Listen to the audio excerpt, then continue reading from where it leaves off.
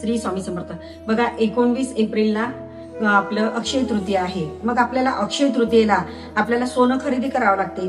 पण सोनं खरेदी करणं आता शक्य नाही आहे, कारण आपलं सामान्य जे व्यक्ती आहे आपण सोनं खरेदी करू शकत नाही. मग अशा दिवशी सोन्याच्या प्रमाणामध्ये त्याची तुलना सोन्यामध्ये केली जाते. मग अशा कुठल्या वस्तू आपण खरेदी करायच्या आहे ते अक्षय तृतीयेच्या दिवशी, जेणेकरून सोनं खरेदी केल्याचं पुण्य आपल्या फळाला येते.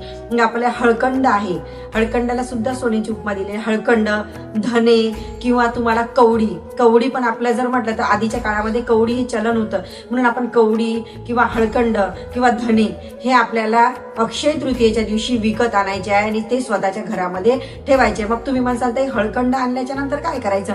मग हळकंड आणल्याच्या नंतर त्याची पूजाविधी करायची आणि पूजाविधी केल्याच्या नंतर एखाद्या लाल वस्त्रामध्ये ते बांधून आपल्या देवघरामध्ये आपल्याला ठेवायचं आहे. अशा प्रकारे आपण अक्षय तृतीयेला ह्या वस्तू आणायच्या. मग धने पण काय करसाल किंवा मग आपली कवडी काय करसाल, मग या कवडीची सुद्धा आपण अक्षय तृतीयेच्या दिवशी पूजा करायची आणि ते आपल्या पूजेमध्ये वर्षभर तरी ठेवायची आहे, जेणेकरून आपल्याला सोनं खरेदी नाही केलं पण याचा सोन्यापेक्षाही कितीतरी पट हे खरेदी केल्याच्या नंतर आपल्याला आनंद मिळणार आहे. त्याच्यामुळे या वस्तू खरेदी करायला विसरू नका. श्री स्वामी समर्थ.